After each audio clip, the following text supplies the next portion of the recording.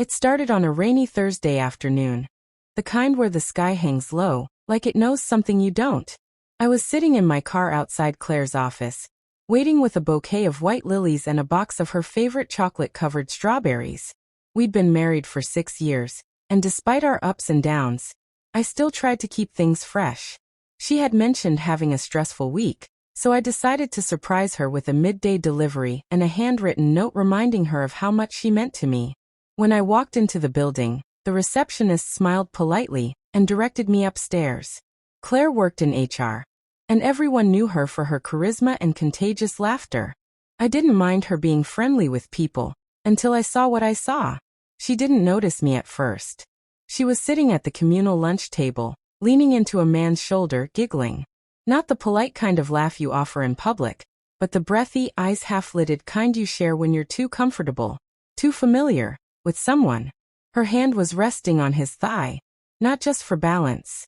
Not a joke. Just resting there like it belonged. I froze behind the glass door, the flowers suddenly heavy in my hand. The receptionist came up behind me and whispered, "You can go in." I did. Claire spotted me.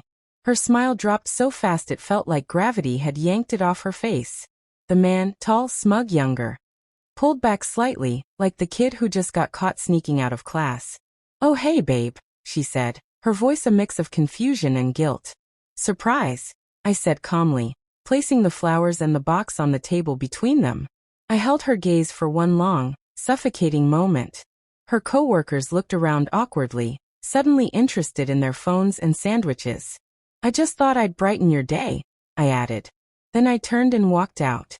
She didn't chase me. That night, she came home late, said she had to wrap things up at the office.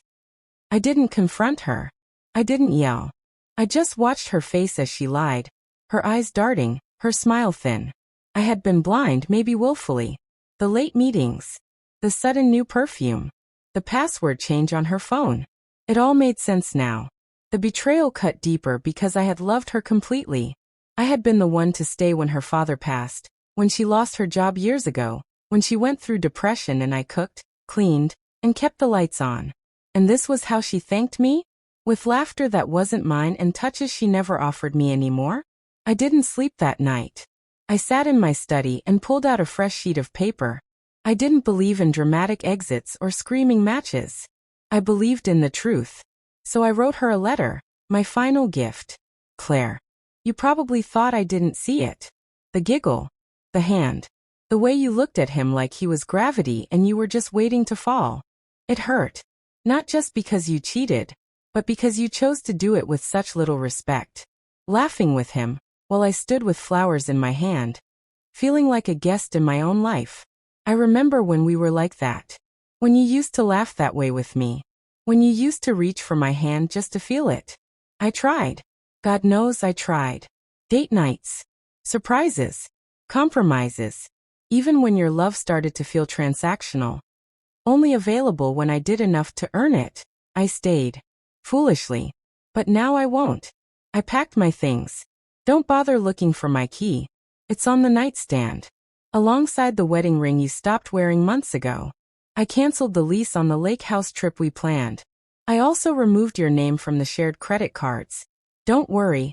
I left you with enough to land on your feet. I'm not you. I'll be filing for divorce. No fights. No drama. Just freedom. For both of us. Tell your boyfriend I said congratulations. He's inheriting a woman who knows how to lie with a straight face. May he never show up with flowers unannounced. Goodbye, Ethan. The next day, I had the letter couriered to her office with a small envelope. Inside was a photo of our wedding day. Us under the arch, grinning in love, and on the back, I had scribbled. She used to look at me like that. Later that evening, a coworker of hers, an old friend of mine, texted me. She opened the letter at her desk. Thought it was a love note. She laughed at first. Then started reading. I've never seen her cry like that.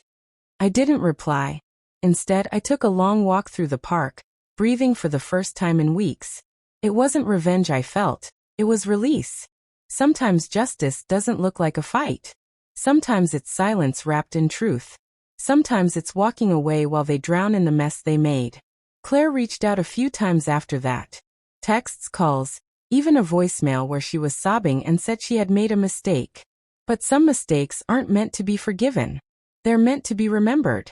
Because when someone shows you how little you mean to them, believe them.